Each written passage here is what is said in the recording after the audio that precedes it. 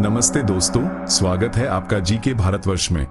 सोचिए जरा, जब पूरी दुनिया की नजरें एशिया पर टिकी हों और भारत के प्रधानमंत्री नरेंद्र मोदी 29 अगस्त से 1 सितंबर 2025 तक जापान और चीन की यात्रा पर निकले, तो ये दौरा सिर्फ एक कूटनीतिक कदम नहीं, बल्कि भारत की वैश्विक भूमिका को नई परिभाषा देने वाला मोड़ साबित हो सकता है। दोस्तों, ये वही पल हैं जब रणनीति, कूटनीति और राष्ट्रीय गर्व एक साथ मिलकर इतिहास रचते हैं। प्रधानमंत्री मोदी की यात्रा की शुरुआत होगी जापान से 29 अगस्त को। नई सरकार, नए प्रधानमंत्री शिगेरू इशिबा और उनके साथ मोदी का पहला शिखर सम्मेलन। ये सिर्फ दो नेताओं की मुलाकात नहीं, बल्कि भारत और जापान की दशकों पुरानी दोस्ती को अगले स्तर पर ले जाने का मौका है। दोनों नेता मिलकर बैठेंगे 15वीं भारत जापान वार्षिक शिखर सम्मेलन में। यहीं से तय होंगे आने वाले सालों के बड़े फैसले, चाहे वो रक्षा हो या तकनीक, व्यापार हो या संस्कृति। सोचिए, जब टोक्यो और नई दिल्ली मिलकर सेमीकंडक्टर, आर्टिफिशियल इंटेलिजेंस और स्वच्छ ऊर्जा पर काम करेंगे, तो आने वाला एशिया कैसा होगा? शायद यही वह कदम है जो भारत जापान को न सिर्फ रणनीतिक साझेदार, बल्कि वैश्विक बदलाव के निर्माता बना देगा।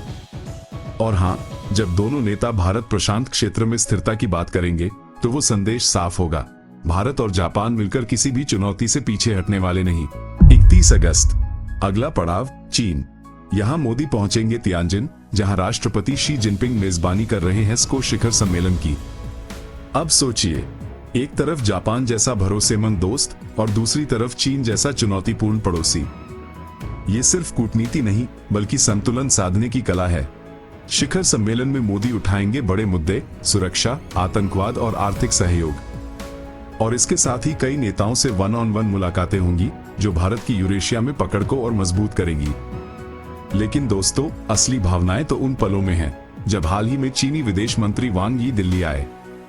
उन्होंने मोदी को राष्ट्रपति शी का निजी संदेश दिया और मोदी ने साफ कहा, भारत चीन सीमा पर शांति ही रिश्तों की नींव है। ये वाक्य सुनकर लगता है मोदी सिर्फ प्रधानमंत्री नहीं, बल्कि 140 करोड़ भारतीयों की आवाज बनकर बोल रहे थे। चीन यात्रा हमें ये याद दिलाती है कि भारत किसी से डरता नहीं, झुकता नहीं, लेकिन संवाद का दरवाजा हमेशा खुला रखता है।